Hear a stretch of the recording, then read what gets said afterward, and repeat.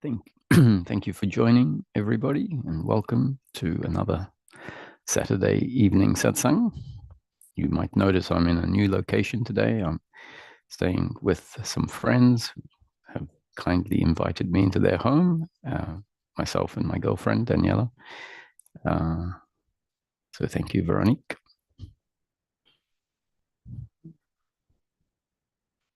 Like I did last week, if I don't do it now, I know I won't do it. I remind people that there's a 6-day online intensive starting in 2 weeks' time on a Saturday at this time, and goes for 6 days, so from Saturday to Friday. And this week I decided on a topic for the intensive, and it's entitled From Separateness to Non-separate Recognition. And so the main focus of the intensive, however, tying it back to non-doership, but the main focus of the intensive will be talking about certain obstacles, you could say, usually obstacles of the way we perceive life, things that have become very presupposed. And until those presuppositions of how life is and what life is are challenged, then the sense of separation, which has actually set in as part of the experiential state, tends to perpetuate. And as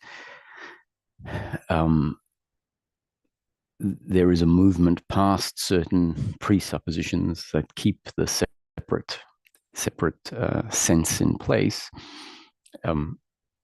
as those are transcended and fall away, then there is a movement closer to what we can call the non-separate recognition, where the experience, the momentary experience of life, can be recognized to be fundamentally different to what it was previously known as. And in that recognition, there is also a recognition of what we could call self-awareness, that we can say is the background, the fabric, the essential essence of life experience, all life experience, whatever the content happens to be. And that awakening, that recognition, that realization is very significant, a very significant component of the search, and a very significant component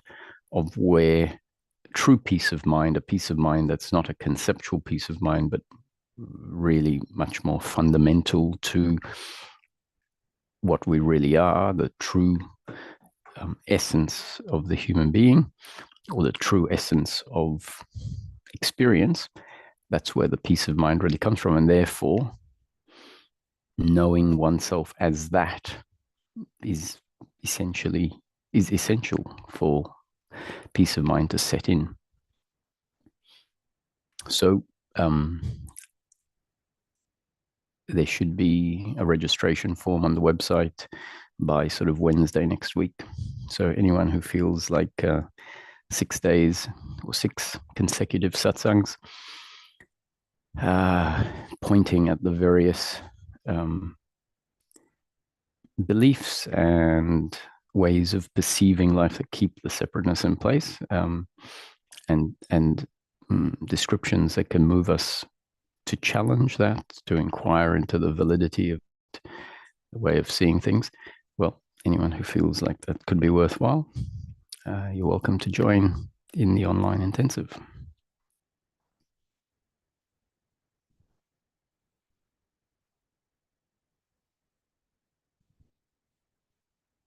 And also a reminder that a 3-week retreat is in the stages of being formed, and that will be in October, from about, I think, the 6th of October to the 27th of October, something like that. And the plan is for that to be held in Bali, in Ubud, and further details should be available in a couple of weeks on the website, I think.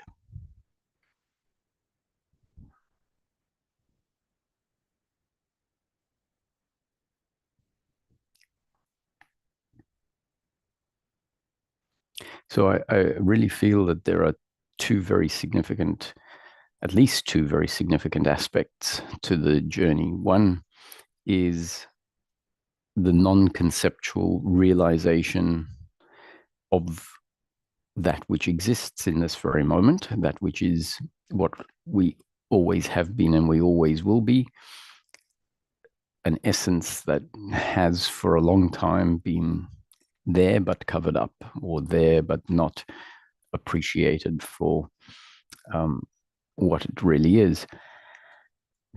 And concepts, pointers, just like that description I just gave, a set of words that describe something, those pointers can be useful to shine light on where to look and to direct awareness to various things. So the irony is that certain realizations and certain grounding into being and stillness or quietness that are available in meditations and as we move through life, they're not conceptual. They're not a result of us, justifying a circumstance or justifying that this outcome is not as important as we might think. It's about just being that which is not affected by outcomes. And yet the conceptual descriptions are significant in bringing us to a place where eventually maybe a resting in that essence happens. So there is that non-conceptual being. And similarly, there are a set of concepts that help us to understand the lay of the land and that help bring and break the habit of certain movements that have been put in place. For example, a description that says one of the forms of human suffering is blame. Blame is the mental movement, the thinking narrative that narrates a story of a particular circumstance and says you, the other, a separate doer in total control of everything that you think and everything that you feel and all of the behaviors and actions you exhibit, hurt me. You shouldn't have hurt me. You hurt me and I hate you. You should have done it differently. And on goes the narrative. And it's a narrative that we can call blame.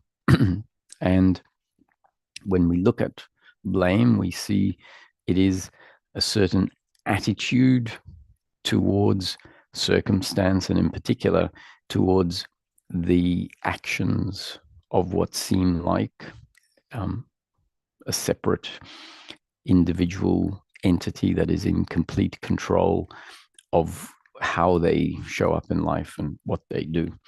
And so that attitude towards the other that takes the position of condemning the other for how they have functioned, we can call blame. And that blame has a certain uncomfortableness to it. And similarly, there are movements that we can call guilt, expectation, pride, attachment to outcomes.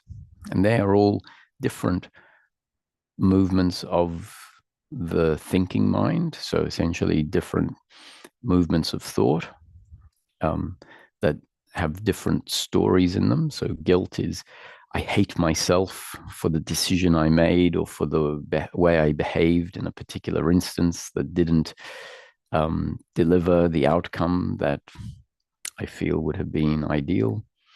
So in the same way, it's the same principle of relating to my actions and condemning my actions because of the outcome that resulted from them.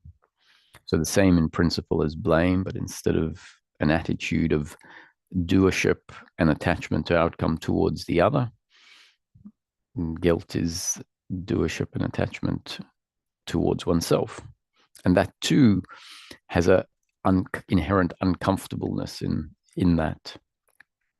um, in that mental narrative.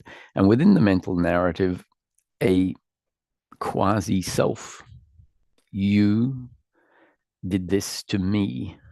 And so the me in the narrative, there is an idea of what me is, and me in that narrative usually refers to the person, the physical um, person in a physical world, and it refers to an outcome that is experienced as pleasurable or painful to the person.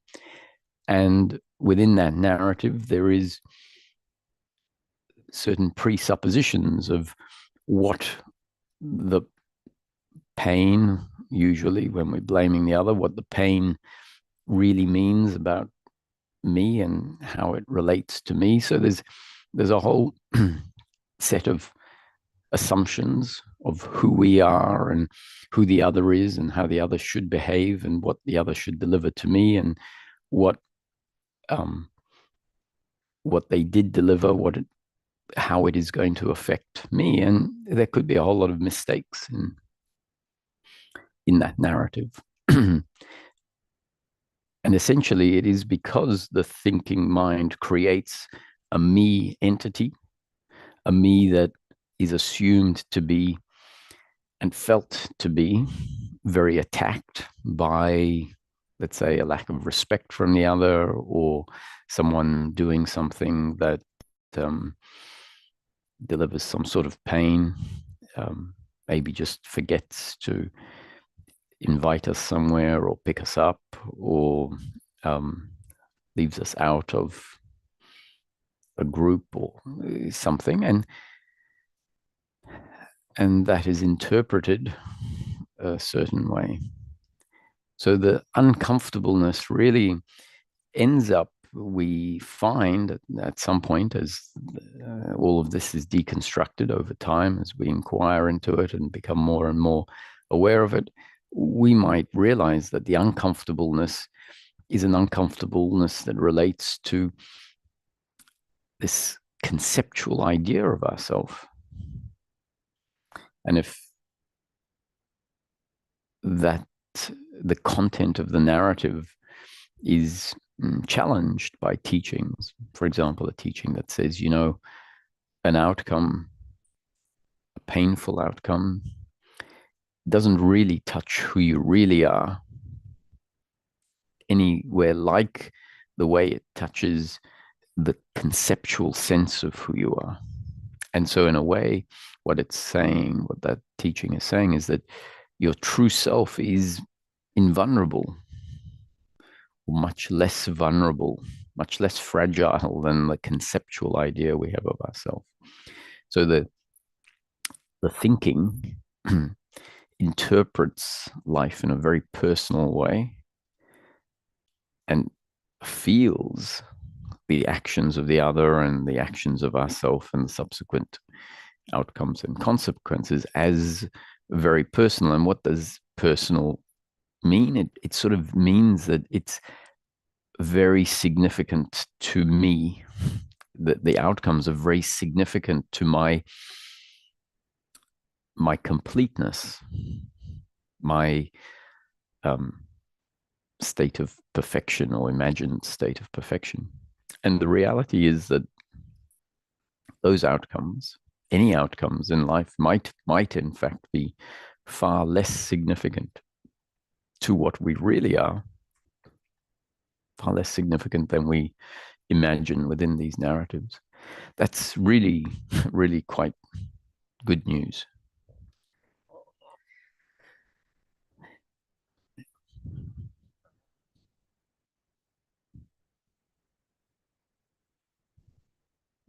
Now, this requires us to see these movements of thought, and so that's the value in having them uh, described, categorically described, which means, we might see a movement of thought and say, this is attachment to outcome, meaning this is me building up how important something that we are looking for in the future is. And then another part of our thinking might come in and say, well, actually, the teaching says that outcomes are not really as important as we imagine them to be. So we say, maybe this story that's going on about how important such and such is in the future may be misguided. And if we feel that that narrative of expectation in the future, if we come to feel that that really is covering up a state of presence and being, a state of mental stillness and calmness, where there is a very different quality. And we see that that mental movement is actually the lack of peace, or a bit, so it's the presence of a subtle form of uncomfortableness. I say uncomfortableness because in it, it really says, as things are now, is not really good enough. And when it is, as I imagine in the future, or as I hope in the future, that is when it will be good enough. And, we can at some point in time become completely convinced experientially that this is madness, that this form of thinking just simply disturbs the brilliance, the perfection of life as it always is. If only that thinking were absent and there was a connection to this beingness that I have referenced, then there will be a first-hand knowing that really nothing needs to be different. It is going to be different in the next moment. The nature of life is always change. And yet what we mean when we realize it doesn't really need to be this way or that way is that regardless of the particulars of the present moment, in the absence of a conceptual narrative that presupposes the imperfection of this moment by saying that the next moment, if it is different from this moment, i.e., if it is delivering the outcome we feel will solve, our problems, that narrative is essentially the absence of peace. It is a disturbance. And if it becomes clear to us, intellectual, that is a disturbance of the very thing that at least teachings have told us is all we're really looking for. We're really just looking for the absence of disturbance. The absence of disturbance is contentment, is harmony with life, is essentially a harmonizing with life.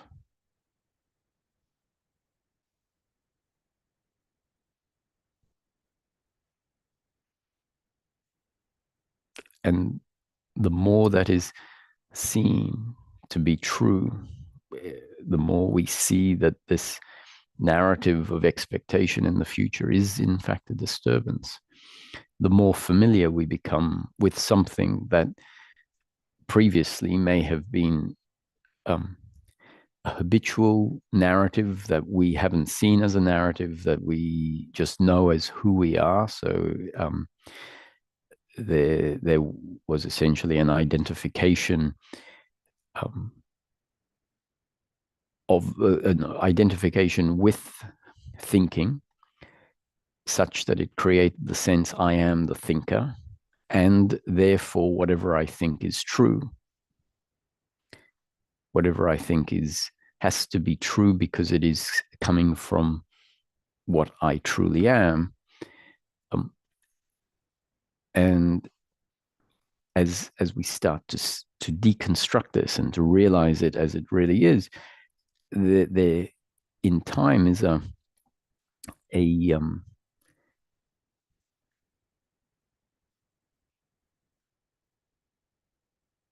degrading or a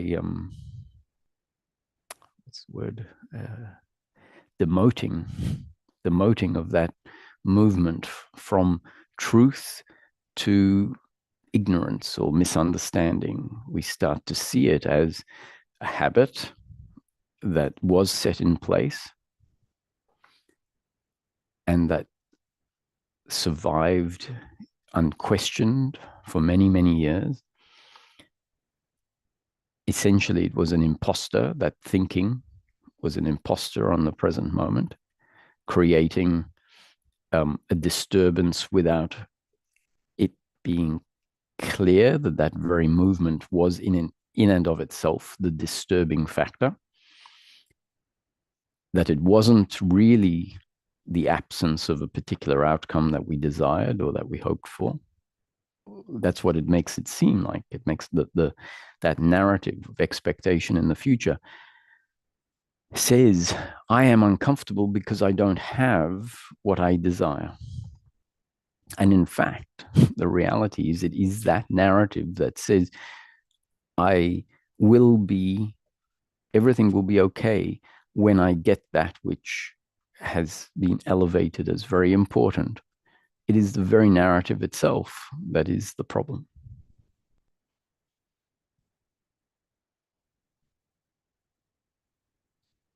So it carries on for as long as the habit still has a hold, but we do see that there is a weakening of the hypnosis being the hypnosis that believed it to be truth, and as time goes on, it is seen to be less and less true and more uninformed, misinformed, misunderstanding.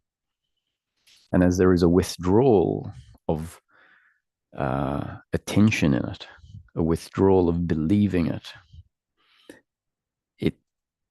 it fades away. That is the movement of the dissolving of the habit.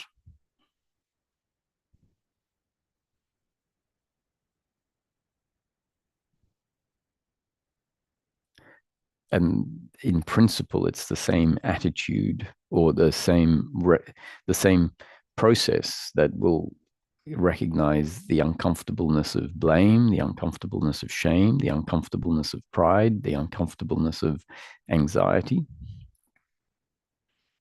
And as those narratives are seen to be essentially just that, narratives that include presuppositions that can be questioned and seen to maybe not be as true as they seemed. For example, that happiness is to be found in the future, that happiness is to be found in outcomes, that the other is in control of what they do, that I, in fact, am in control of what I do. All of these things can be investigated. And if the investigation is of a particular sort, we will see that they're not necessarily truths. Also, therefore, they can be relegated into the realm, into the category of ignorance or misunderstanding.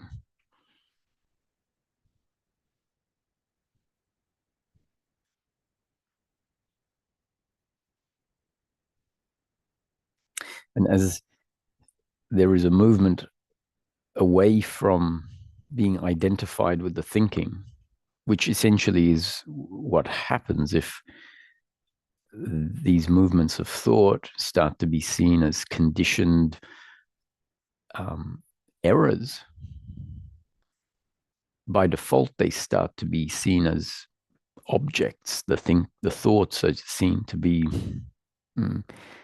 especially if we see something is not true and is just a thought, and we realize how thought can be misguided, how we can have incorrect facts about all sorts of things, then the the essence that we really are, which is awareness, can become aware of this stream of thinking, that persists but is known to be inaccurate.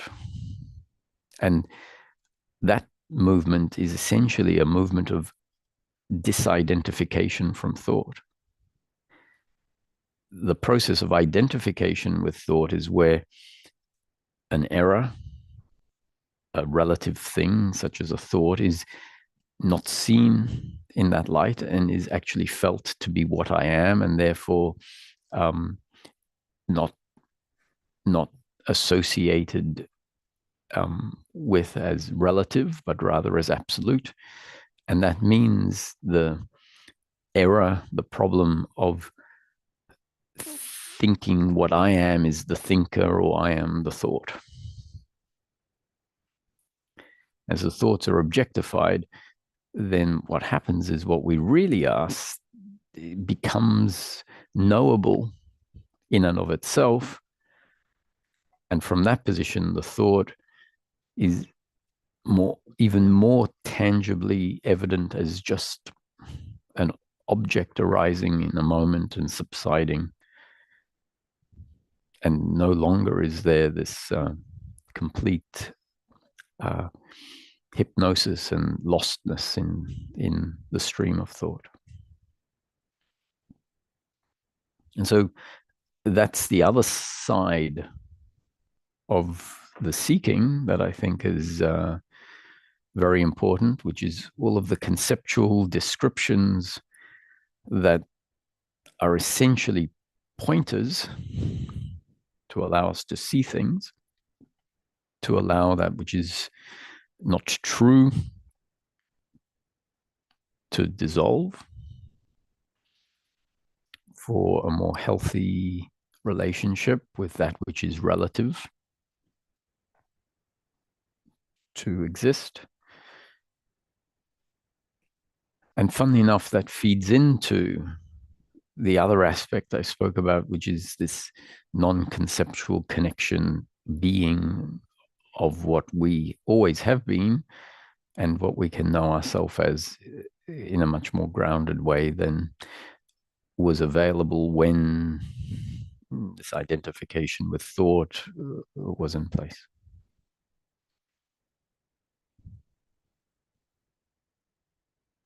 So there are two movements of the seeking.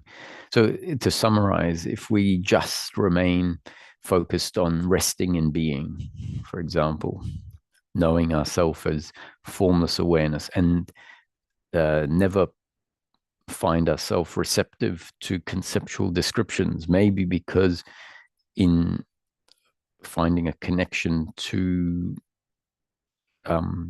being or to awareness, there was a time when a teaching said, thinking is the problem. And there's a place for that sort of concept in a teaching that says, you're not going to get anything out of thinking. Concepts are not going to give you any answer. They're useless. I don't think that is true, but I think it's a very valuable teaching at essentially convincing the body-mind to not invest in thought of any sort. Now, if the body-mind is not investing and not valuing thought of any kind, the problematic thoughts are also going to get transcended momentarily. But eventually, I think there needs to be a deeper understanding of the nuance of thinking. And so that's where concepts then start to be useful. So it's, horses for courses, different parts of the seeking require different techniques and approaches.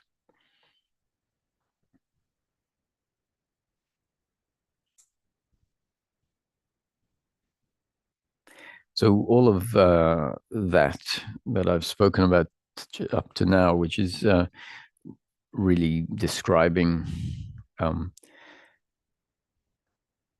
what in the teaching are described as the forms of suffering: guilt, blame, pride, worry, and expectation. The significance of having those descriptions and therefore potentially becoming aware of those different movements of thought for yourself in your own daily life experience, not just thinking about blame being this, but seeing blame arising, seeing the consequence of blame arising. Why that is so important is because this teaching says what we're really looking for is peace of mind. That really enlightenment in practical terms means peace of mind in daily living, unbroken peace of mind, regardless of the flow of life, regardless of circumstance. So that concept is important because the truth is that when a seeker comes across the notion of enlightenment, what tends to happen is the egoic structure is still very much in place. And so the egoic structure has these ideas of what it's really looking for that have been put in place over its lifetime. And so it hears about enlightenment as something precious. It hears about certain recognitions or realizations, and it can't help but relate to it as, oh, this sounds like something I should achieve, something that would be very great for me. And so it ends up creating an idea of enlightenment that can be much more fanciful, much more elaborate than enlightenment really means peace of mind in daily living. The egoic structure doesn't really believe all it needs in life is peace of mind.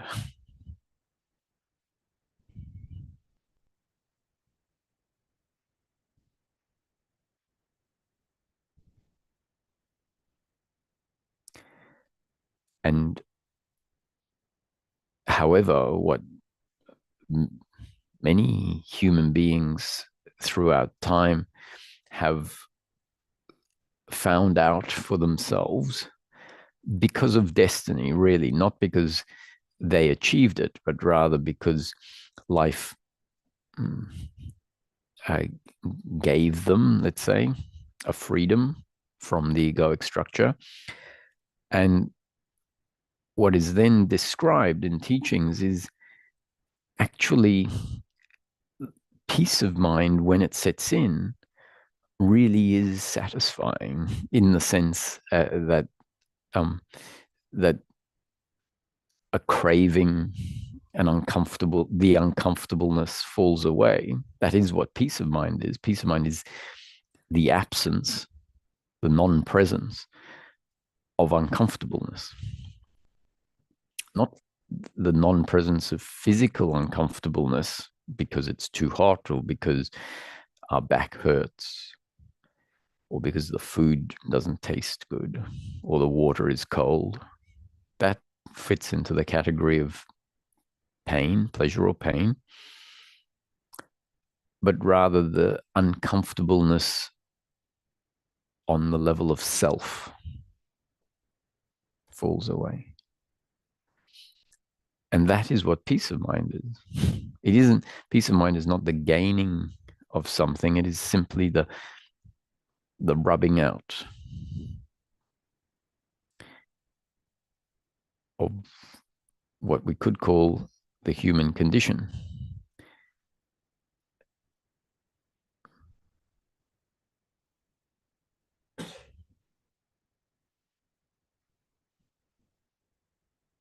So in this teaching, enlightenment is peace of mind. And peace of mind is the absence of suffering. And what in practical terms is suffering? And it was just described: guilt, blame, pride, worry, expectation.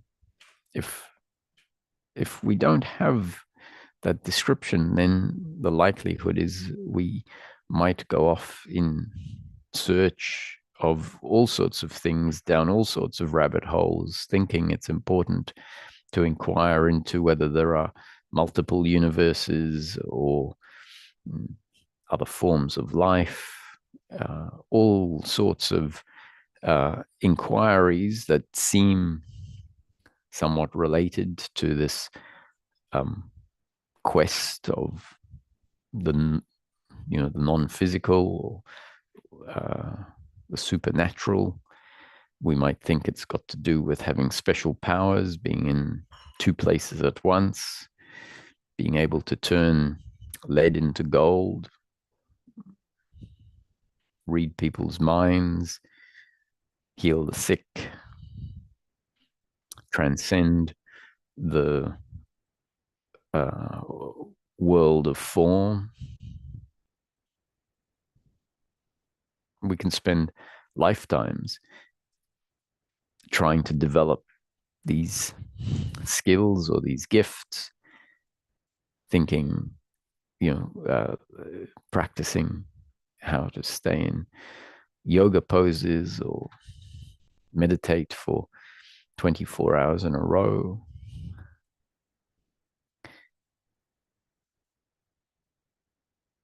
And so to me, that's the value of having it described in very practical terms. What we're really looking for is peace of mind, and peace of mind is the end of suffering. And in practical terms, the different forms of suffering, guilt, blame, pride, worry, and expectation, all of which arise ultimately on the belief in personal doership, which means I see myself, I feel myself as a separate, independent entity that has complete volition, complete control over what I think and what I say and how I act. And so we imagine that we should therefore become perfect, use our control to become perfect, and therefore see the other in the same view and hold the other to an expectation of perfection. And in the absence of that, we therefore judge ourselves as being inadequate whenever perfection isn't achieved. And that may be, and that belief in personal doership and the subsequent attachment to perfection, which really means attachment to pleasure, pleasure, pleasure, attachment to outcomes, is the core misunderstanding that drives the suffering. So the teaching points at the fact, after pointing at the fact that the suffering is what covers up the peace of mind we're really looking for, points that suffering is based on the belief in doership and attachment to outcome, and then points at why we are not the doers, tries to describe that the human being is essentially formed by life in its the initial inception of the genetic code and the blueprint contained in that genetic code, and then the body grows according to that genetic code, and then once, even prior to being born, we are being conditioned by the environment in the mother's womb, and then when we are born, life continues to condition us moment after moment after moment, which has an effect on the structure in each moment, the structure being the biological structure that is influenced by the environment in which it exists and lives and functions, meaning the daily environment, your family environment, the school, the society you grow up with, the political situation in the area you grow up in. And none of us controlled which family we were born into and which country we were born into and what the prevailing religion and political views are and which friends we meet, and etc., etc. And yet the impersonalness of of our design is simply not appreciated. The design is affected by these two factors, genes and up-to-date conditioning, that we had no control over, which basically means in this moment, I am a particular way, and that particular way means I'm going to speak a particular way. I'm going to think a particular thought in the moment that I can only see after it happens. And with a certain attitude, I will say these words were not my doing. These words happened out of this entity. And that was the case in the moment that I'm pushing my trolley through the shopping center or the supermarket. It's the case when I'm confronted by someone in public that is kind or unkind to me. And it's the case with how I respond at lunch in a group of friends, or it's the case with every single thing that happens moment after moment. With a certain appreciation, it is clear that I am being lived, meaning I'm the movement comes out of this body mind instrument.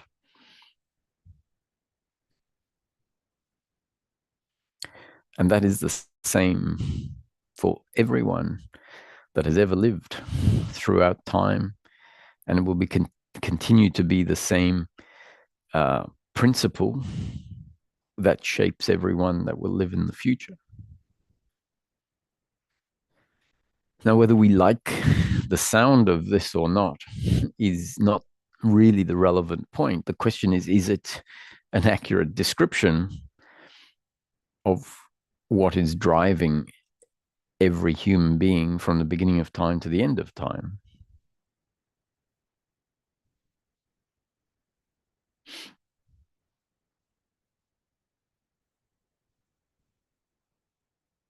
It turns out when we really look at it, we might not want to look at it because it actually may not sound that appealing to the egoic center that actually believes itself to be completely different to this. The egoic center says, I am a separate entity in complete control of everything I think, feel, say, and do.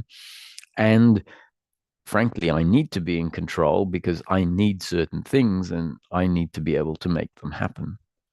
So the idea that we are not the doers in life can be very confronting to the egoic structure that wants to achieve certain things to stand out in life because it believes if it can prove itself to be unique and better than, then that is its pathway to happiness, success, fame, are believed to be the pathways to happiness for the egoic structure. Now, what if we aren't in control and that is not at all a problem for our happiness, because our happiness actually comes from a completely different place in truth, that our happiness doesn't come from standing out, being better than, achieving, doesn't come from outcomes that we need to somehow bring about. But for as long as we think it does, the true happiness that is much more inherent in our own existence is covered up. And so therefore we tend to get forced down a path that life forces us down. And that remains the case until such time as life brings about new conditioning that essentially brings about a change to the person in the form of new conditioning that has an effect on the overall structure. And that can bring about a radical rejigging of all sorts of things in the system, including the notion of where one's happiness is to be found. And that change can bring about an end to certain movements that have been in place for our whole life that, in fact, were the unrecognized cause of the unhappiness.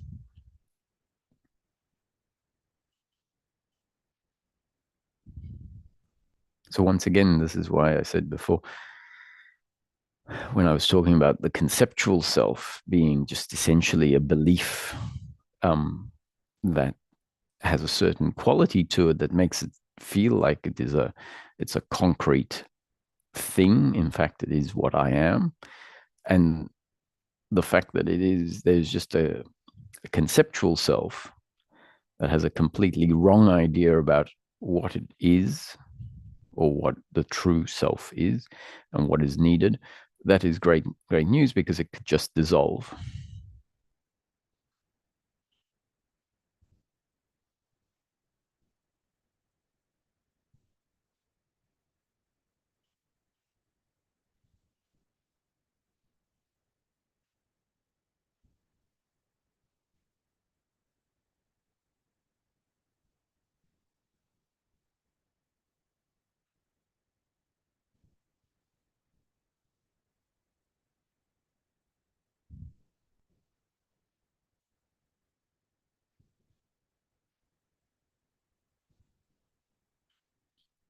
So even though the egoic structure isn't really often interested or comfortable with this idea, we are not the doers. When we look at it, spiritual teachings, when we really start getting down to the um, crux of um, spiritual teachings, we'll see that they point to non-doership. Often they point to non-doership by not really saying you're not the doer, but by pointing to God's will as being all powerful, overriding, essentially saying everything is God's will. Thy will be done.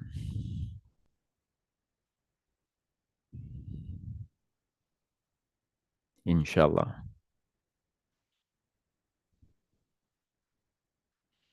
In the Hindu religion, Krishna said to Arjuna, as time, I have already killed them, referring to the enemy, which Arjuna was a warrior, and he says, I can't kill them because the enemy is actually my family and my teachers. So Krishna says, you are a warrior, you must fight. It's your duty to fight, but don't take it personally, because as time, I have already killed them, and you are just the instrument through which the killing is going to happen. But it is Source or God that has is the one that has created the story from beginning to end and everything in between.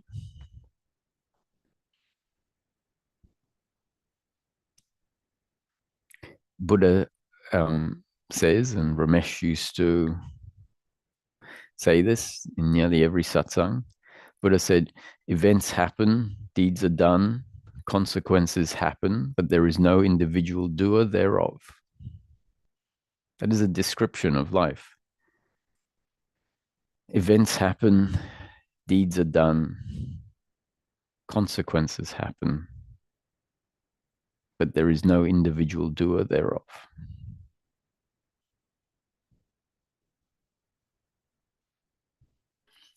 Ramana Maharshi has a core concept where he says everything, something, I'll paraphrase, everything in life happens according to the great ordainer.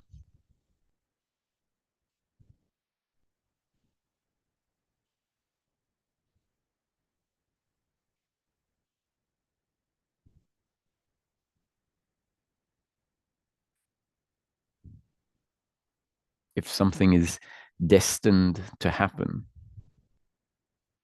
according to the great ordainer, No matter what force in the universe tries to make it not happen, it will happen. And if something is destined not to happen, no matter what force in the universe tries to make it happen, it will not happen. With this knowledge, the best course of action is to remain silent. So what Ramana is pointing out is it's all God's will. It will unfold exactly according to God's will. You and I are part of the story, and therefore anything that we do or don't do is also part of God's will. And if an individual happens to realize this, an individual that recognizes they're not that individual, they are actually not separate from the manifestation, the story of life.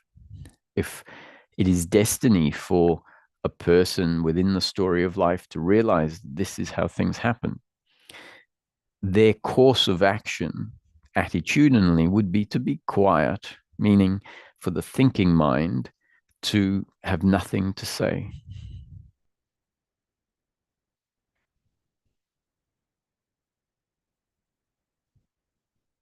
Meaning the notion of the thinking mind that says, I shouldn't have acted that way.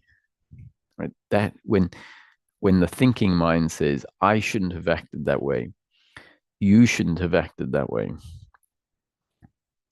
and particularly says it on a horizontally in time, meaning it is that is the attitude that persists horizontally in time, rather than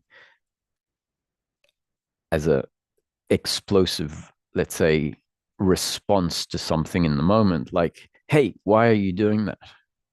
You shouldn't be breaking into someone's car. That response in the moment is a biological response. If the person after the biological response is inquired and said, what do you think about that action? And they say, really, it was life happening.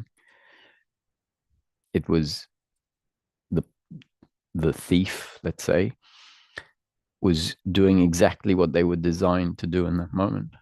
Then it might seem like there is a contradiction, but we have to realize the biological response will be appropriate to the moment, which might include a resistance to what is happening. But as long as there is no resistance horizontally in time, meaning that attitudinally, when the event and the biological response to the event are over, the attitude is one of non-doership, non-attachment to outcome, a recognition that life will always unfold exactly one way, and that is the way it unfolds, and that there is a perfection in that, a recognition that it is perfect, which really means a recognition that what I truly am at my core is not actually attacked by what happens on the circumstantial level.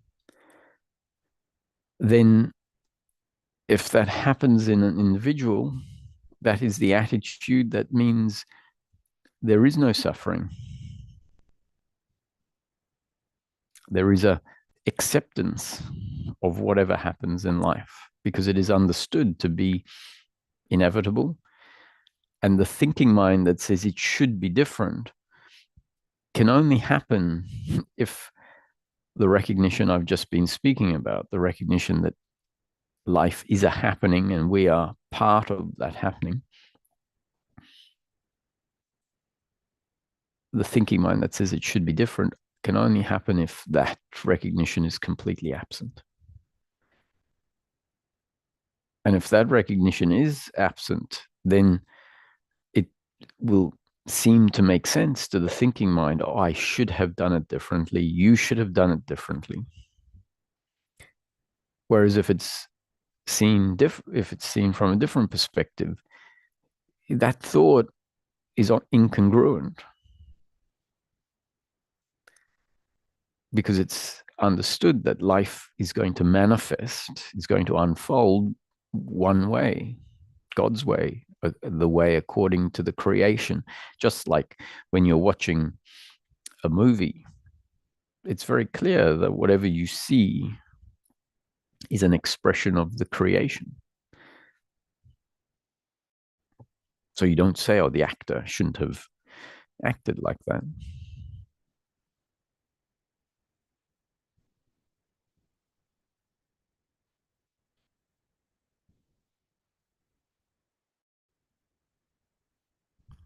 No, this obviously can't be an intellectual.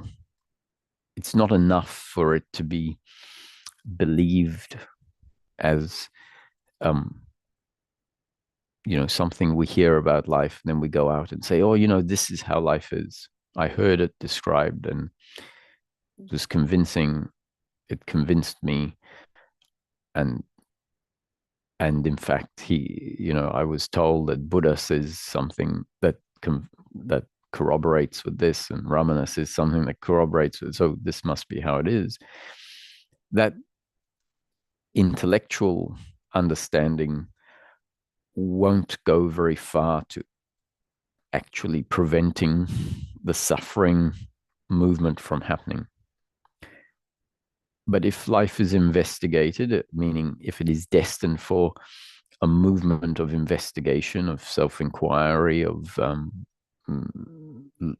being directed by certain pointers, if that happens as part of God's will, each time something is really seen, something significant, the automaticness of our thoughts, let's say, the automaticness of a behavior or of words, a recognition that my language is English because I was brought up in a country where English was the language. If I was brought up in a country where a different language was spoken, I would be thinking and speaking in that language because the body mind organism would have been shaped differently to how it turned out in this particular life. So something as simple as I speak English not because I choose to speak English, but because I've been designed with that software.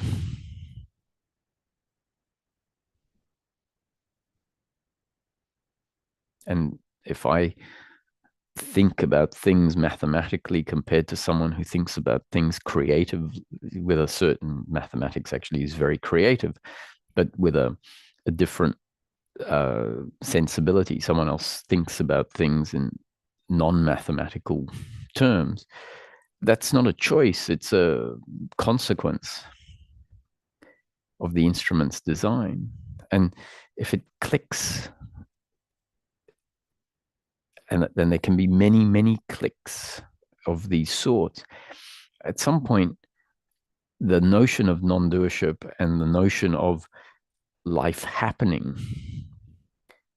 thoughts happening in a body-mind organism, emotions arising in a body-mind organism, not because the body-mind organism chooses to, but because a circumstance happens, and that circumstance mixed with this particular body-mind organism creates a particular response. And if the response in me is what society says is positive, and a response in another is what society says is negative, doesn't make one positive and the other negative in reality. It makes it positive or negative from the perspective and according to the benchmarks of society. But from the perspective of life, they are just two different reactions in two body-mind organisms, and both reactions are part of the creation of life. And so from that perspective of the whole, there is no such thing as a good action and a bad action. There is just action. life happening.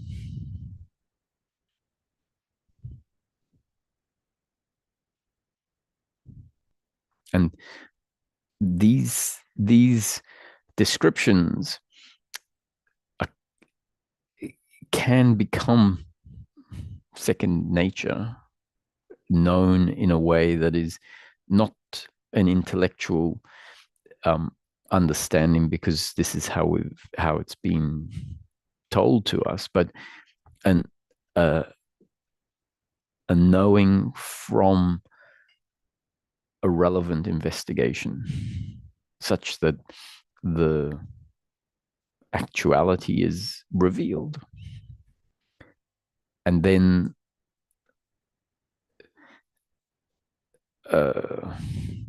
an attitude that is out of line with the reality that is revealed just doesn't happen.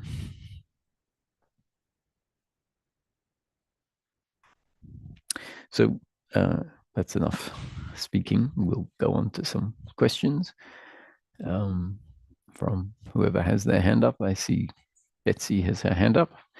Hi, Betsy.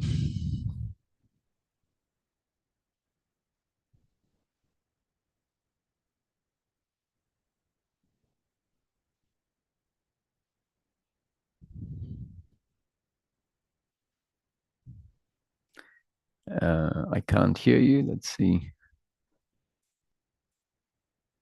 Try again. Oh, you're muted. You have to unmute yourself. Like this? Yes. Okay, great. Sorry, I'm not assigned to speak English. Let's start with that. So, thank you that you're giving satsangs again. I've listened to satsang from last Saturday. I couldn't join it live. And I must thank you. You explained everything very, very clearly. Very good. Thank you. And today also. I got Not my doing. Sorry, Georgia. What did you Not my say? doing.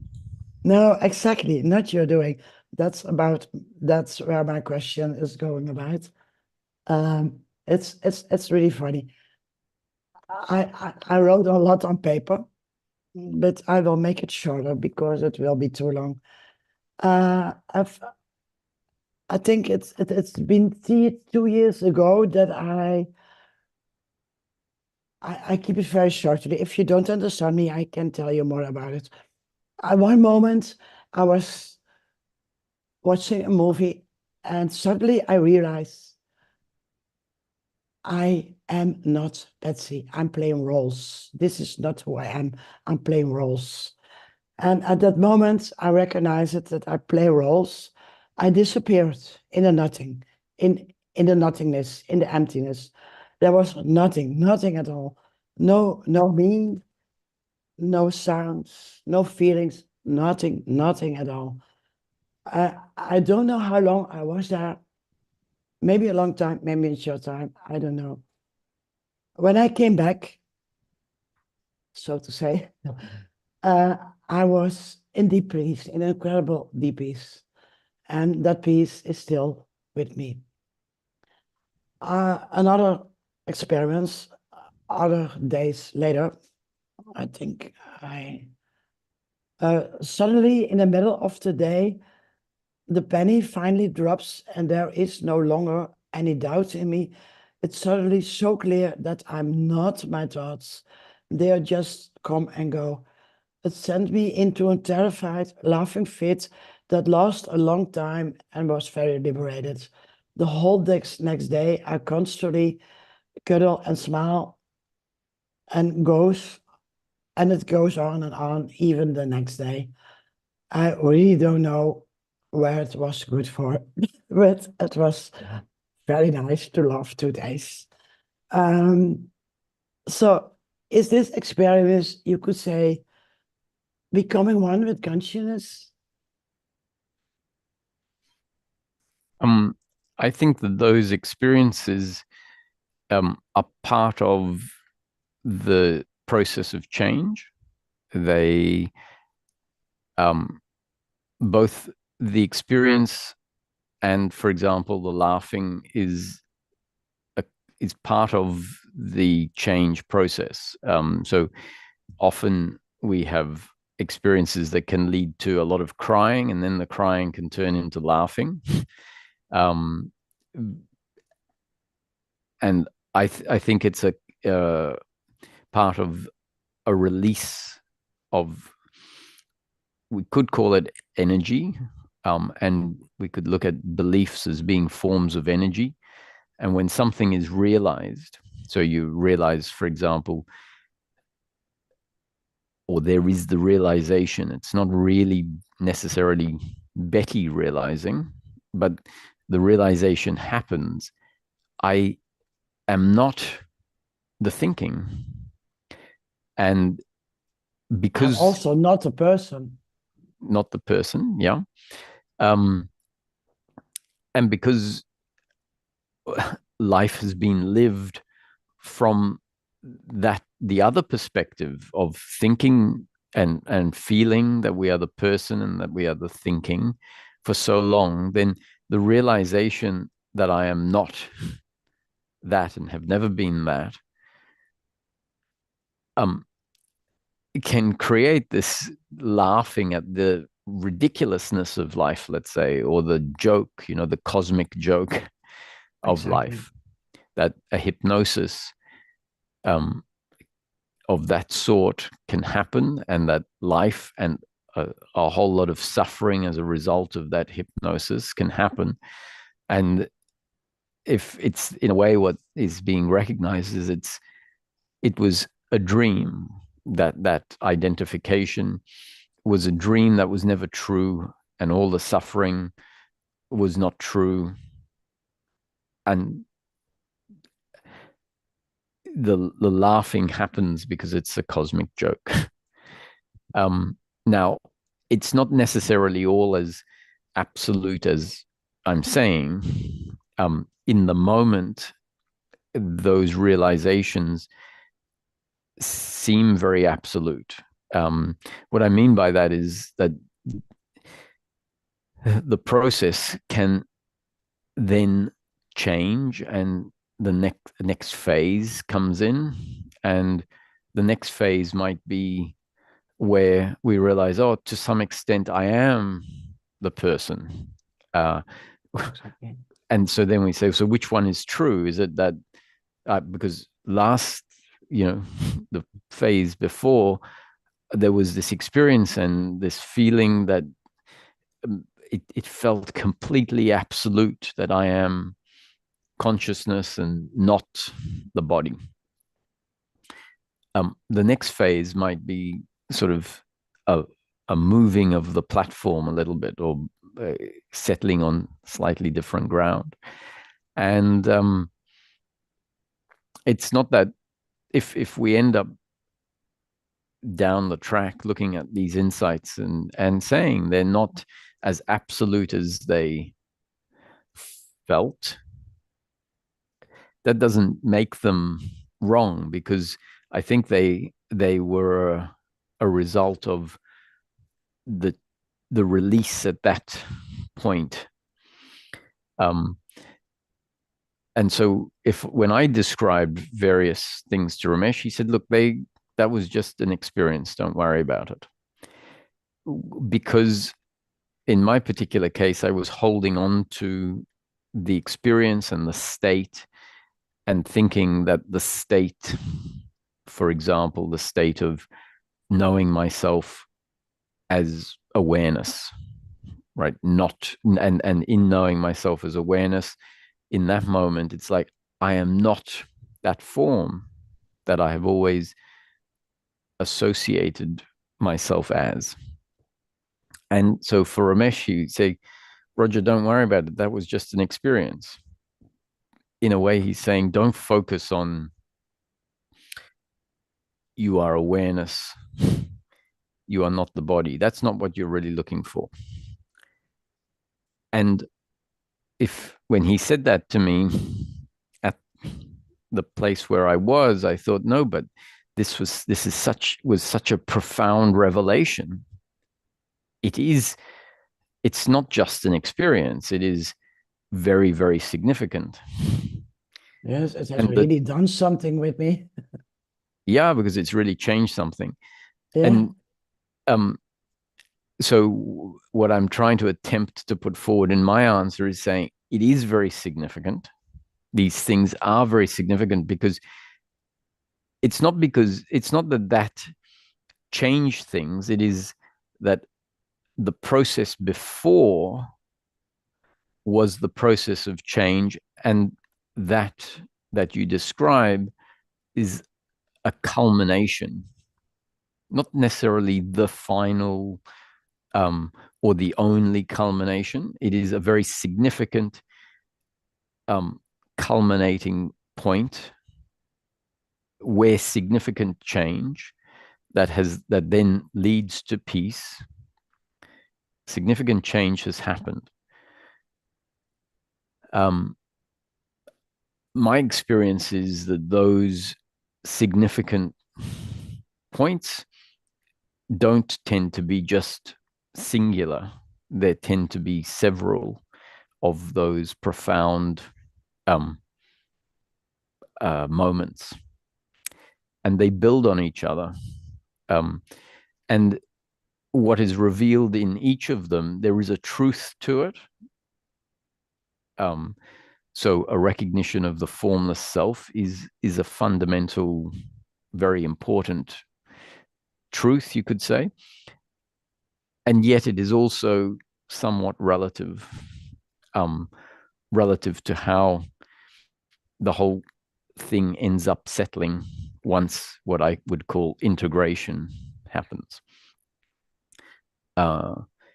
which in no way diminishes um,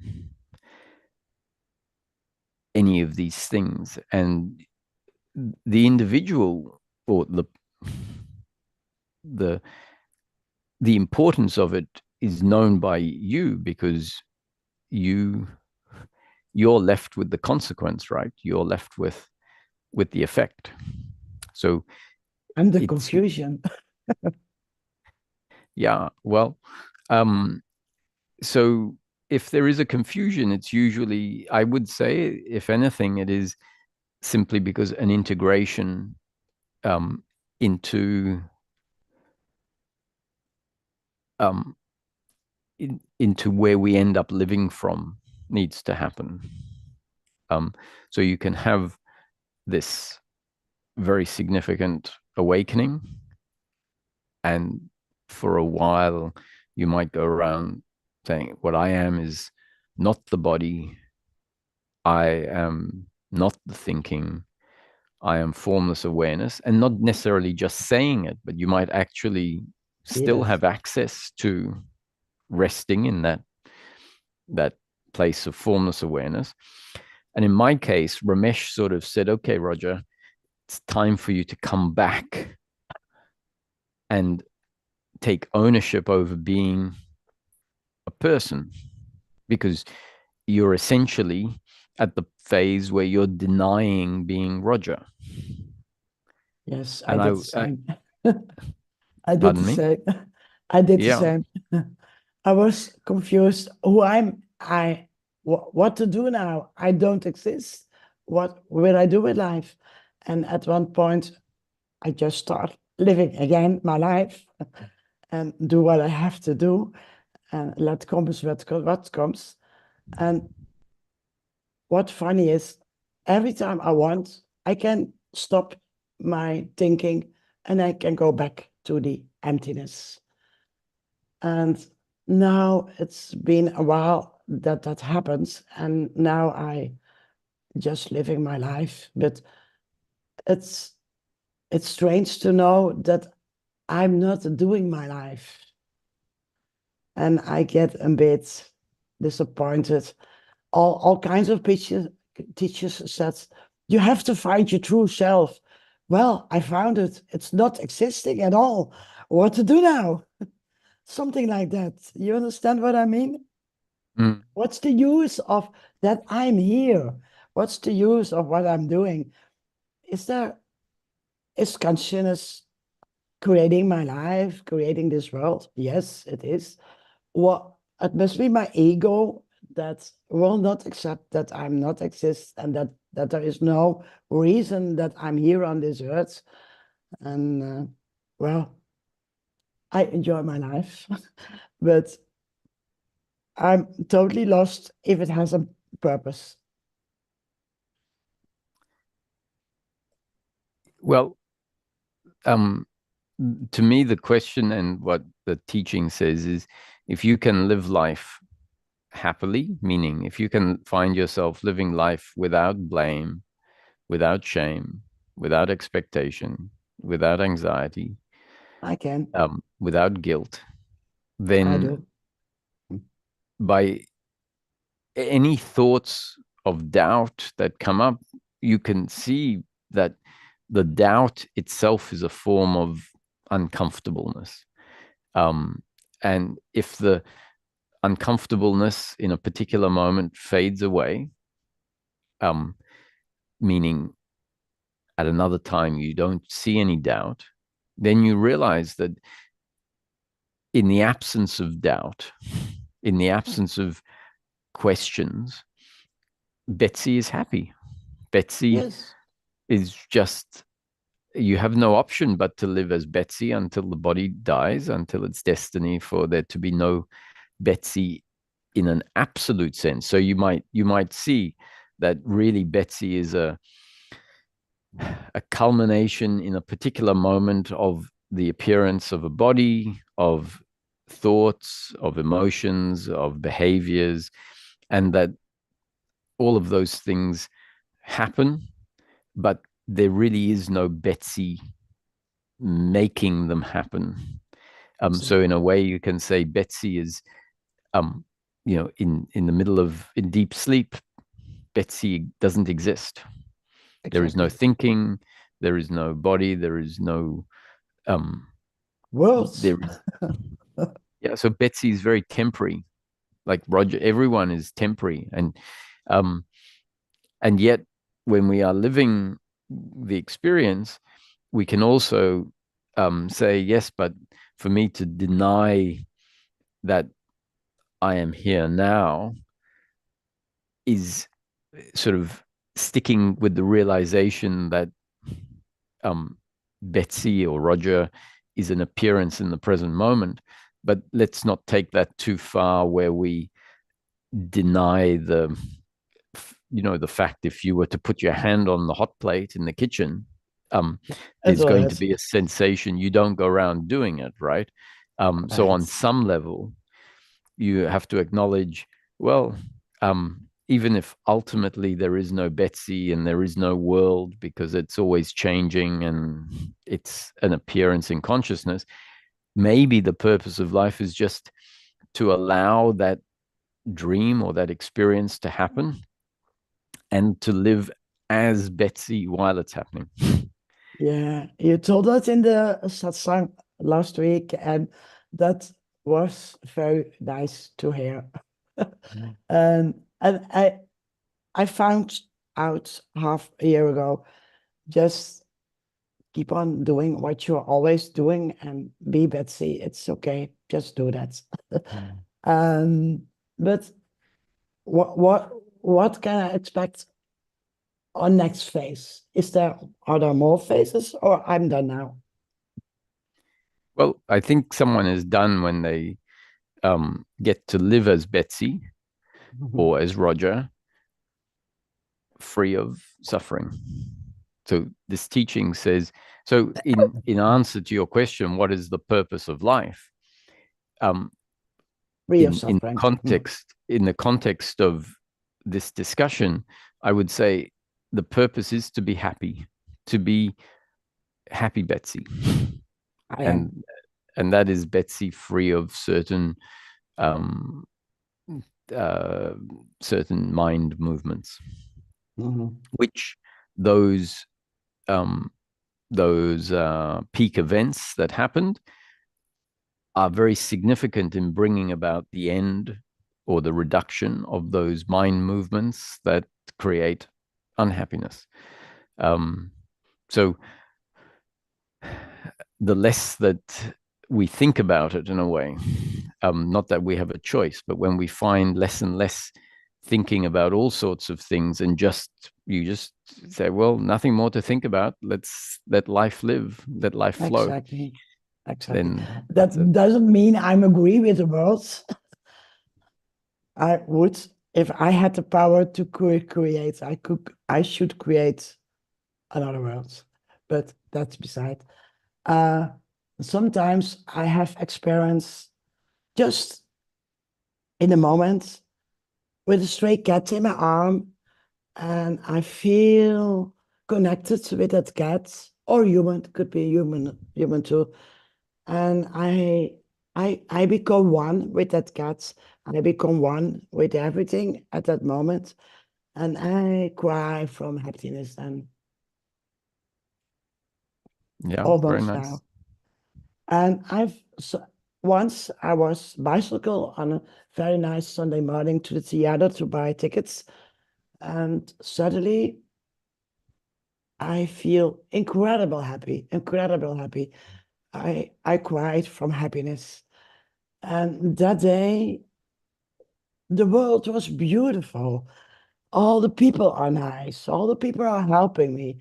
And I was really happy, happy, happy, happy.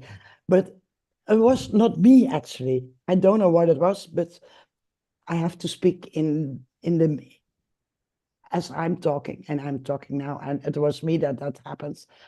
And I was for a whole week happy, so happy. I could cry several times of happiness. And this happens in my life often, not for a week, but for a moment or for a day. In those experiments, there is an existence of me and and the worlds, the cats or the human people. But and I had those before I became one before I came in the emptiness, so to say, in the nothingness. And before I thought if I if I experience sometimes in my life enlightenment, it would be that filled with a lot of love, filled with a lot of love. And I will be filled love all the time. But that's not the case. Yeah, I well, you was see, a that bit might be an disappointed. expectation. Yeah, yeah, yeah. You explain it. Yeah. That was the explanation, but um, So I'm the teaching says that happiness is actually much simpler than most of the peak pleasures or the peak states that we have experienced. But it's very yes. easy for us to experience a peak state that is peak and say, "Oh, this must be what enlightenment is going to be." I thought that for years. So I was disappointed that I'm nothing. Nothing at all. And at the same time, it's peace. It's a contradiction. It's a contradiction. And I I've worked very hard in my life to know myself. And that's I really thought I became someone when that should happen, but that's not the case. But being your finding yourself is actually finding the nothingness, the consciousness.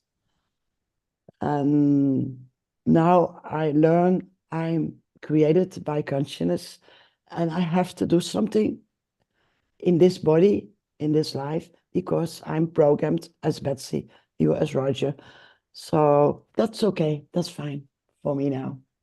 Yeah. So And I I would, don't, in closing, I would just say this: maybe it's simply about uh, lowering a certain expectation that you might say, "Oh, I have to be Betsy," and not waiting for Betsy to have that really ecstatic happiness you just described, but realize a much simpler absence, just the absence of suffering, the absence of guilt and blame, and appreciate, oh, that is really very valuable. And because that is available on a continuous, unbroken basis, Sure. you then realize, oh, that is much more valuable than the peak happiness that isn't available on a continuous, unbroken basis. And Yes. so you find, and then it clicks. That was an expectation for something that isn't available on a continuous, unbroken basis. And then that expectation falls away. And what is left is an appreciation of the very simple happiness that is available on a continuous, unbroken basis. Yes. There is. Good. There is. Okay. Thank you, Roger. Thank you, Thank Betsy. you very much. It was just what I needed to hear today from you now and from the talking from last week. So thanks. Yes, you're welcome.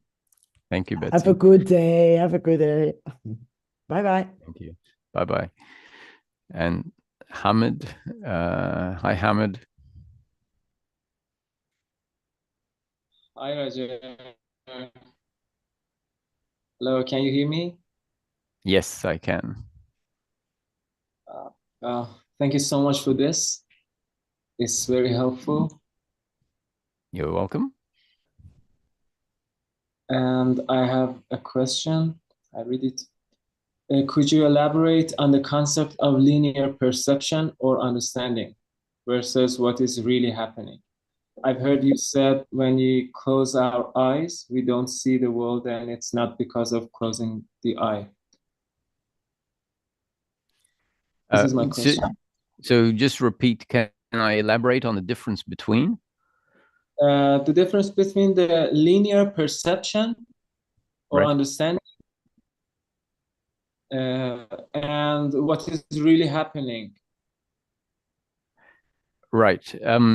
So there's no doubt that if we rely on what we could call the standard experience of life, meaning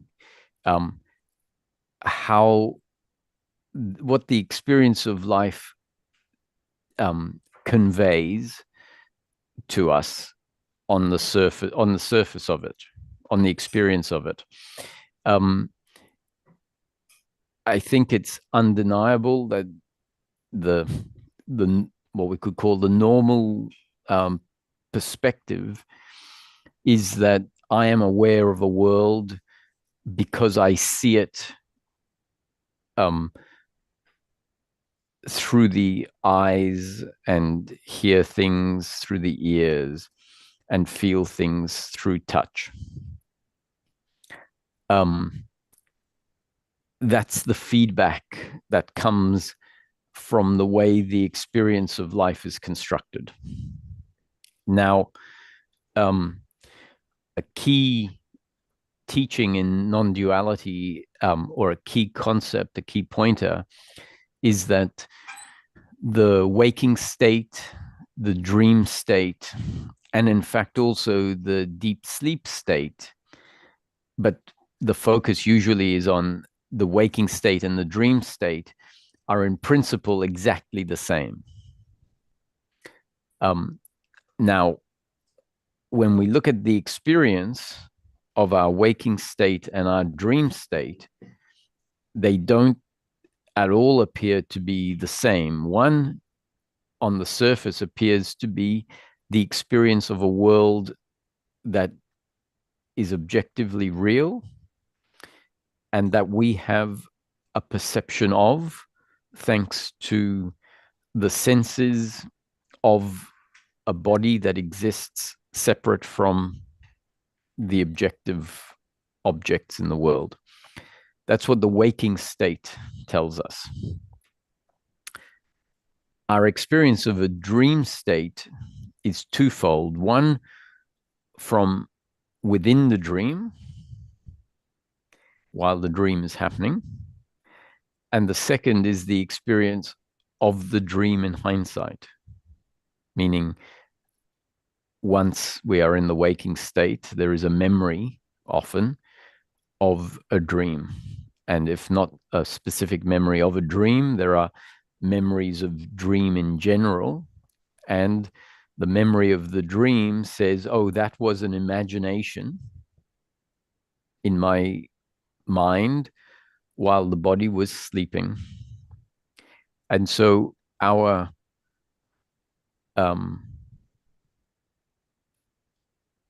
interpretation based on the two experiences is that they are very different from each other, that the waking state is very different in nature to the dreaming state. The sage says, and in particular Ramana says, the waking state and the dream state are exactly the same in principle, no different. It's just that the waking state covers up the fact that the nature of the waking state is no different from what is happening in a dream. And so what is the similarity that he is pointing at? And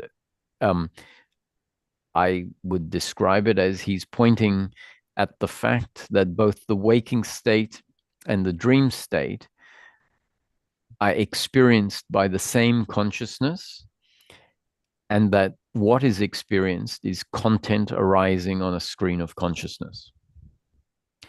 And waking up to that being the nature of the waking state, meaning a shift in perspective that recognizes that what is aware of the waking state is also aware of the physical body, and therefore must transcend the physical body. Meaning that if I was the physical body, I wouldn't be able to be aware of the physical body. So the fact that there can be awareness of the physical body means just like the eye can't see itself, right? And so if there is awareness of the physical body, it means what is aware of the physical body can't be the physical body. And waking up to the nature of the waking state is waking up to the fact that the waking state doesn't exist, or the objects in the waking state don't exist outside of what we are. They exist inside the awareness that is aware of the body and the table as essentially, in principle, the same thing, objects in consciousness. And then we see that the dream state is exactly that. They are an imagination in consciousness. Now, from within the dream state, when the dream is happening, the main character, which is usually you in the dream, or a character that is a sort of reflection of the Hamid that exists in the waking state. So in a dream, the main character is not aware of the fact that the dream is a manifestation, an imagination in a consciousness. From the perspective of the character in the dream, they are aware of a world of objects that exist outside of what they are, outside of themselves as the observer. Whereas we know from the fortunate perspective of being able to understand a dream from outside the dream, i.e., when we wake up, we get to see that a dream, or a state of an arising within a consciousness, can be designed, structured, created in a way that creates a very convincing impression from within the dream.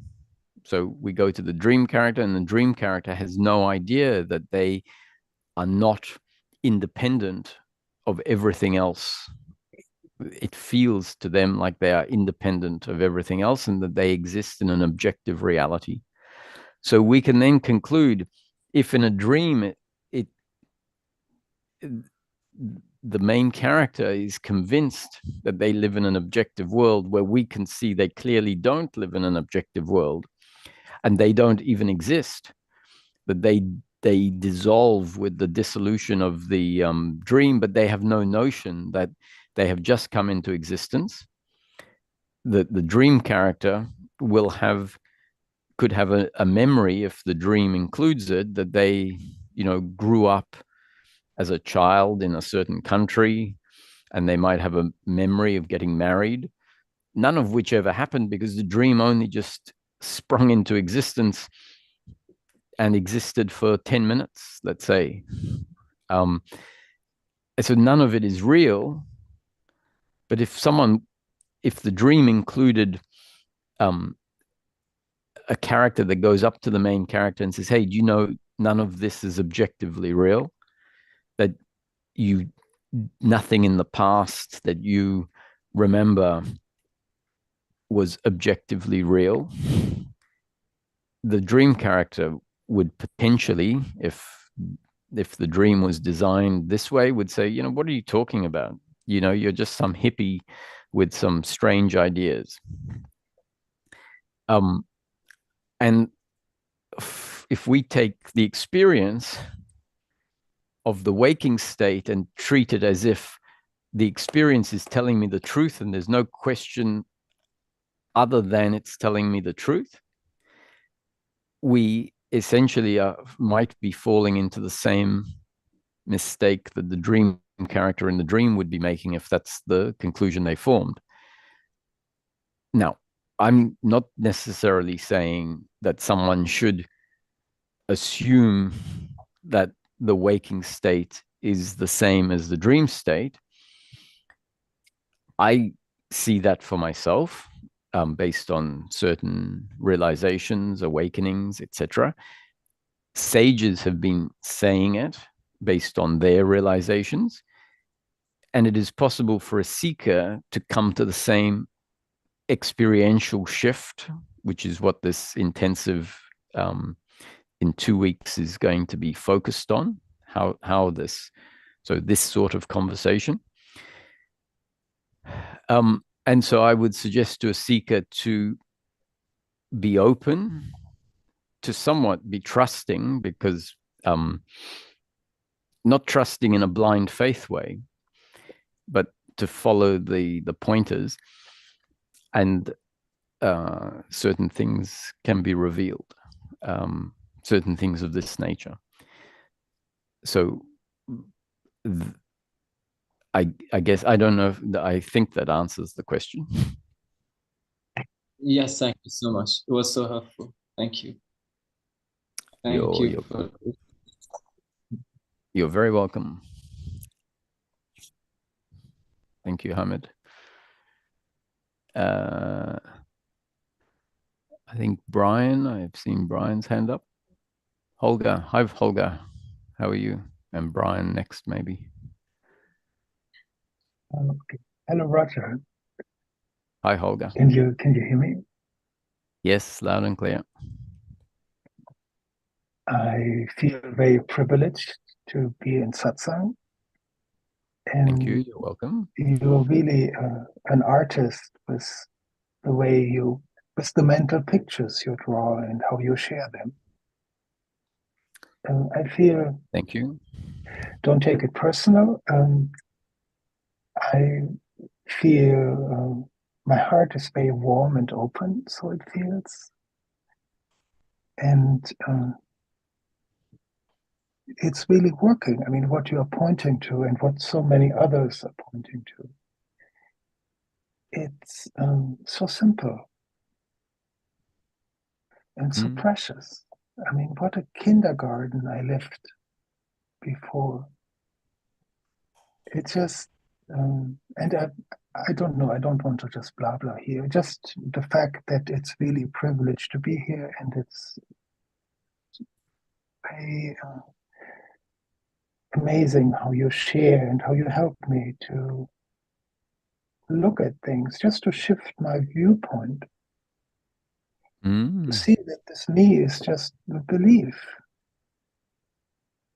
And it felt so real. I mean, the illusion is so real, so convincing that I am this body mind. But I know that I am, but I don't know what I am. And to be comfortable in this not knowing. This is my home. This is presence. This is love. This is amazing. And then on one level, it's just nothing. I mean, it's boring, it's empty, it's dark, just depending on the perspective from where you're looking at it. Oh, I think I lost it. Just thank you. That's all. Well, you're very welcome.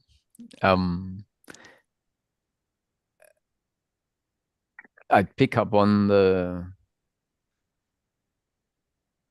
statement where you said,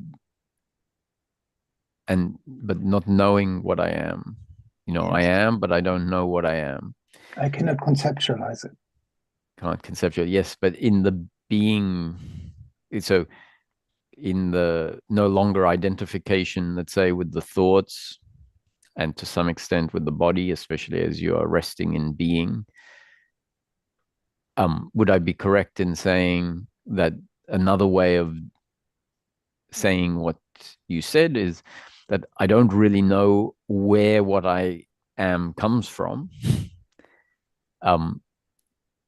but I know I am. I have the direct experience of what I am, but even in the direct experience of what I am, it is devoid of so many characteristics of the world, i.e., it doesn't have a form, doesn't have a gender or an age, but it does have an undeniable small set of characteristics. The characteristic of being aware of whatever arises in the moment, be it a sound, let's say, or awareness of the body form, if that happens to come into the picture. And even in the absence of any objects, no sound, let's say, if the senses have essentially what we call sense withdrawal, and so in the moment of being, there really is no particular sense functioning, then you could say there is at least a basic awareness of its own beingness, its own existence. And that is another undeniable characteristic of self, is that I am, and this, so I'd like to dwell on this, what is meant by I am, because I might say there is this undeniable sense of I am, and people have for a whole lifetime related to the word I as part of the narrative, right? I, Roger, want this, or I am male, I like this, I don't like that. And so the I is the pronoun that has for a whole lifetime referenced the form and the preferences and so when we're talking about coming in contact with the self, the true self, that has very few characteristics. And so then when I focus on the few characteristics that I think are self-evident during a groundedness in the self, being the characteristic of awareness, not awareness through thinking, but a much more direct awareness of either objects of the senses or a more basic awareness of the sense of self, which I would describe as this undeniable sense of existence, or I am, but not the I of Holger, because actually in resting in being, the notion of Holger, if there is no thinking and if there is no sense of the body because that has fallen away, then there is no sense of a person or a Holger, but there is this undeniable self-evident sense that there is in a way the word I is a perfect pronoun, because I really, if we exclude how it has historically been used, what it really is subject. I means subjectivity. And the self inherently is the ultimate subject, the only subject. And so I think that it's not I think that if there is an embodiment of self, there is an undeniable sense of existence, which implies subjectivity. And if we are not afraid to use I because we realize I doesn't have to be limited to, or doesn't have to reference that which it has in the past, we can then use the word, the description I am, to point to this self-evident subjectivity, meaning self-evident existence. Like, it is undeniable that resting in being, I am, you know, and I not meaning anything to do with the person, you could say.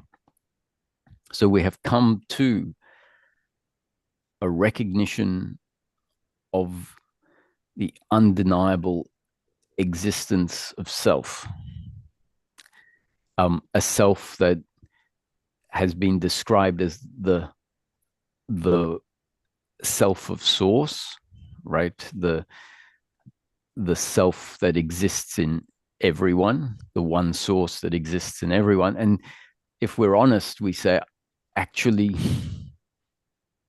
even that is not necessarily that self-evident, because I just know that is my experience of, is the experience of self, in that grounded in my essence. However, we can see why it is described as that, because you can there is this intuition that any human being that finds themselves transcending an identification with thought and finds themselves turning inwards and connecting to their own consciousness would be experiencing a self that fits the same and exhibits the same self-evident characteristics I've just described, being the essence of awareness and of being. And so that's why I think sages have said there is only the self that is the essence of all human beings. It is the one self functioning through 8 billion human beings. Now, whether that's an absolute truth or not, I think we still have to leave a question mark over it. But you could see how that could be the case. Because intuitively, I say that when Holger rests in Holger's essence, where there is no Holgerness of the unique sort, of the specific characteristics of Holger, the personality, the body trait. In going back to the basic, the experience would be if I was able to press a button and the self that Roger has connection to and the self that Holger has connection to, if they switched, I would perceive no change if I was dwelling in the self, and you would perceive no change, is my intuition. Absolutely, yes. Beautiful words, concept. I like to discern between me or the conceptual, my conceptual understanding, and I am just for the experiential. It's helped me a lot. Mm-hmm, mm-hmm. Just to discern. But anyway, it's so wonderful to be here, and just thank you. And you're a beautiful man. And it's interesting. I'm listening to you now since maybe 4 years, I believe. And in the beginning, I had lots of resistance. I mean, you popped up on my YouTube recommendations, and I could manage like 5 to 10 minutes. And then I just shut down. I couldn't take anymore. But something kept me coming back again and again and again. And this is so precious. It's amazing. Just thank you. Thank you, Olga. Nice of you to drop in.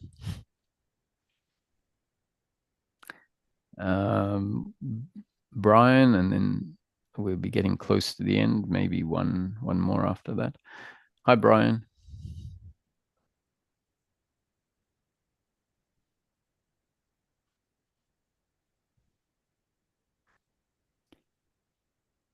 I think you're still muted.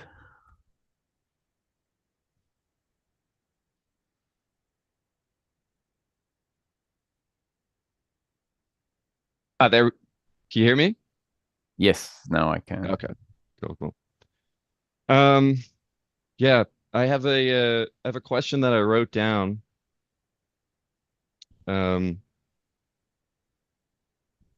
I'm not sure if it feels true, to be honest, because it's coming from the character.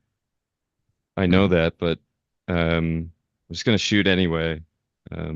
So I've been sitting around for years now, doing almost nothing, avoiding lots of things. And there was lots of guilt around that. And honestly, hearing the stuff today really helped remove a lot of that energetic load. So that was a huge relief, but there's still a lot of remnants. And during that time, there have been like lots of like weird, like energetic openings, some like hellish, some like really beautiful. And I have no idea where I'm at anymore. I have no idea like what practical actions to take. And I have no idea whether to double down on freedom or to take practical actions. And I thought maybe you had a sense or a reflection. I just wanted to see what would come. And yeah, that's it.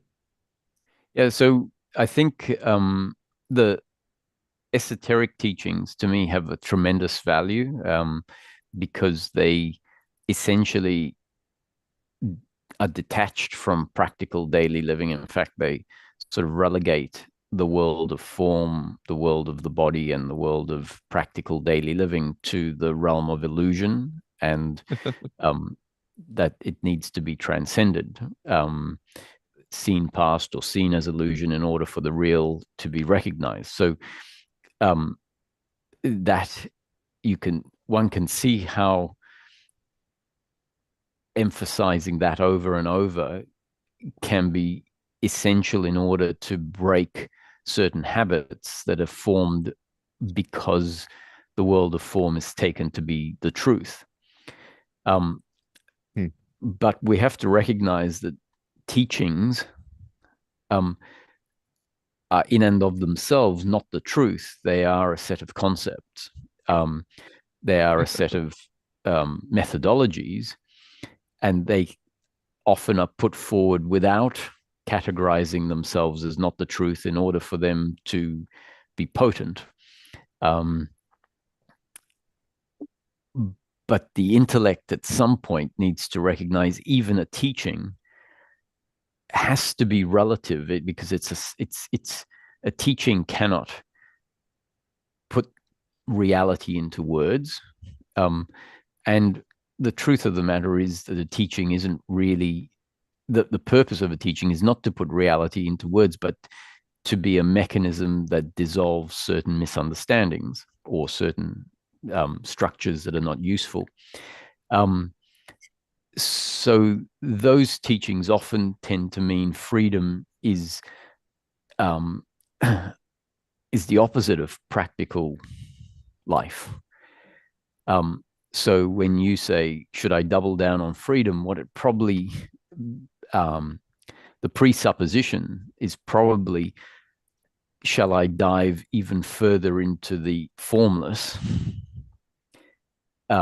Meaning, should I detach even further from the world of form? Right. That would be my guess of what the presupposition in that statement was. Yeah. Well, I realize that I have to come back to the world at some point and go back to practical action. And I've even had like lots of teachers tell me this, but it's more like the presupposition is like double down on freedom until it's totally realized and then like step back into the world. Or just like I'm full of nonsense and I just got to take practical action. That's it, you know? Well, maybe the journey is an outward journey and a coming back journey, like a transcending journey, and then a integration back from transcendence. And I think that the symbol of the cross in Christianity, or in relation to Jesus, represents the two dimensions of transcendence and also living on the plane of time, relative time. And so, you know, the notion that we have about the transcendence, let's say, being potentially giving us a full realization that we can then, once that happens, then we can come back into the world, might be missing the fact that the full realization might happen as part of the movement into transcendence, and then also continues by coming back down to the level of form. And so that you're never going to get the full realization by doubling down on transcendence. Yeah. Right. So don't take my word for it, but there's a Zen saying that that describes what I've just tried to put into words beautifully, which is prior to the process of enlightenment, mountains and rivers were seen as real.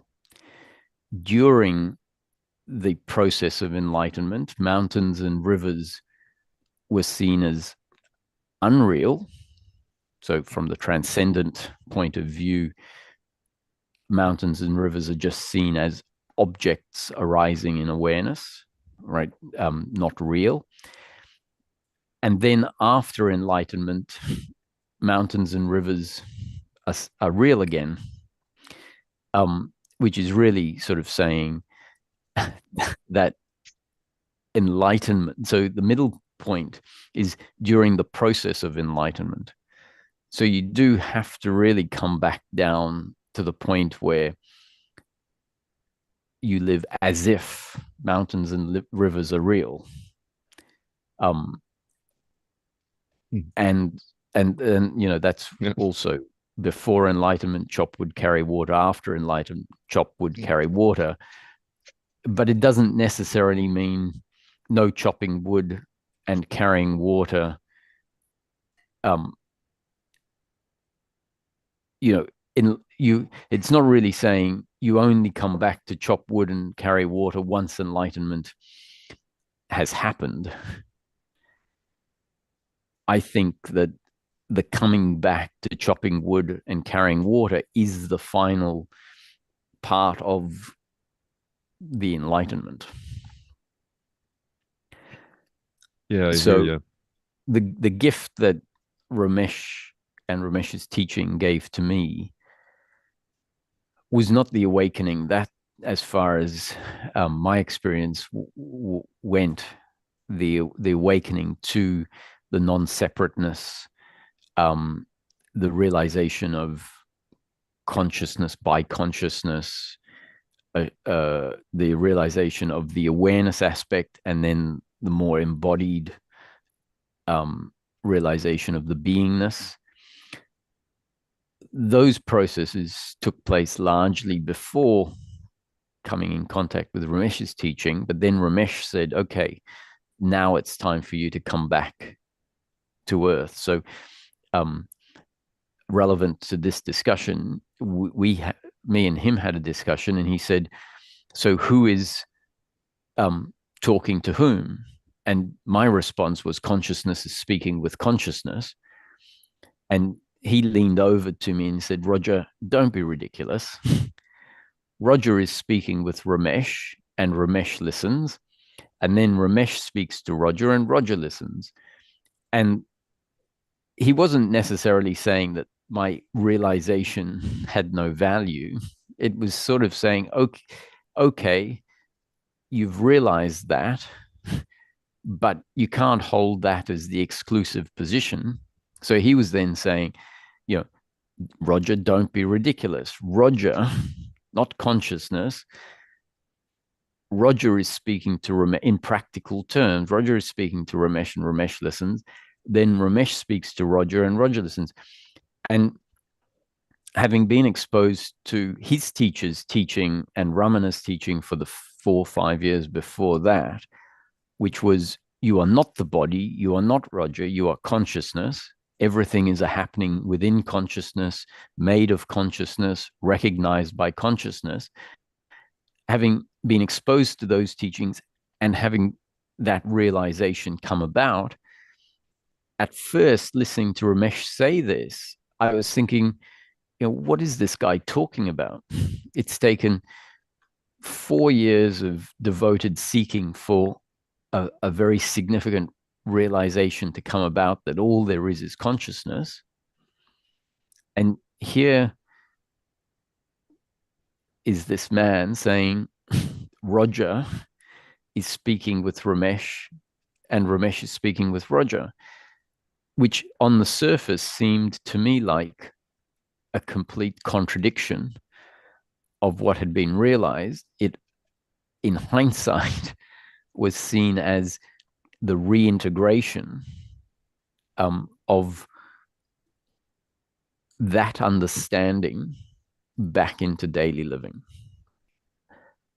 Had I not come across that teaching, I can see how easy it would be for me to still be 20 years later, believing deeply in my system that I am not the body in any way, and I am just formless awareness. And that is what you could say, I guess, a half-baked understanding, which is completely understandable because of the nature of the teachings that bring about the awakening. They relentlessly and uncompromisingly just keep hammering home, you are not the body, the world is not real, the world is an illusion, that which is real is unchanging, etc., etc. So it's not unreasonable to see seekers who have, had certain awakenings and then remain identified as consciousness that prevents an integration back into daily living. Yeah. And the reason, I guess, for the hesitation with like the integration is because there's a sense that this character, it's like a guilty character.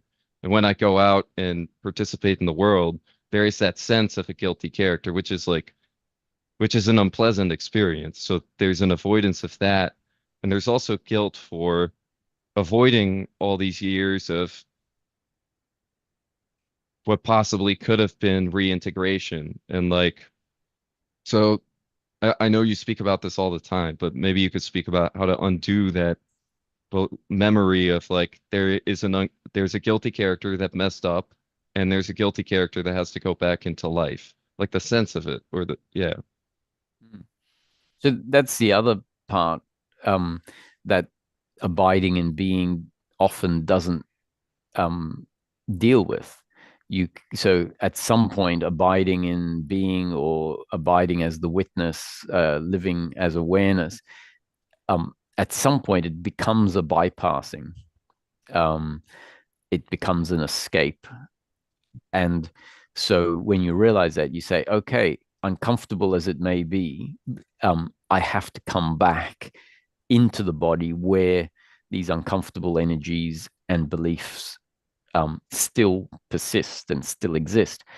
And that seems counterintuitive, because when we found a capacity to rest in being, experientially, what came about with that was a sense of freedom from those uncomfortable movements. And so intuitively, or based on that experience, a belief was freedom exists in resting as being. And so then we have to say, well, what if that's not that's not the only necessary path for freedom? And so that's where the belief, the teachings of non-doership come in. So the teachings of non-doership said, come back to being human, which is where you eventually have to continue life until the body dies, living as Brian, living as Roger, living as Ramesh. And what we're really looking for is to be able to live as Brian, live as Roger, and live as Ramesh without bypassing through the movement of knowing ourselves only as formless awareness, to live as Roger, live as Brian, free from the habitual thought movements of guilt, blame, pride, worry, and expectation. So that's where the teachings of non-doership and non-attachment come in and describe the different forms of suffering, describe the basis, meaning the base belief structures that the suffering stems from and rests on, describes and points at life in a way that demonstrates that there really is no individual doer that could have possibly got it wrong as their own, their own doing. If you did get anything wrong, it was simply a consequence of God's programming, which means it was always God's will that you got things wrong. A deep recognition of this, meaning a seeing that you at any point in time are always doing your best, even if that's not very good sometimes, as in not very good relative to certain outcomes. But you can then reconcile that not very good relative to certain outcomes, because if you take away benchmarks, i.e. certain outcomes, then the notion of good or not very good doesn't exist really. So you can then still understand perfection, i.e. just the very functioning of you and me and everyone else, the way we function, devoid of the notion of right action or wrong action or good or bad, is then essentially just perfection unfolding. And so if we can come to that position, i.e. it's all God's will unfolding, it's all a creation of God unfolding exactly the way it was always intended to unfold, that is freedom. So certain ingrained beliefs also need to be undone for freedom to set in on the human level. And that's the teaching of non-doership and non-attachment. Perfect. Yeah. Yeah, it sounds good. Thank you, Roger. Thank you. Thank you, Brian. Come back next time if anything else needs clarifying. There are still 2 people's hands up, but it is late. So, Artie and I can't see who the other one is. In the next satsang, you, God willing, if I remember, will be first if you put your hand up. So hopefully you understand. There is a satsang on, when is the next one? I actually think next Saturday. Oh no, 15th of June. So, well, actually next Saturday, I'll do a satsang. What is next Saturday? 18th. Yeah, we'll do another one next Saturday, just for Artie and whoever has their hand up. And then the following Saturday is the 6-day online intensive that registration should be open next week sometime. So I feel that intensive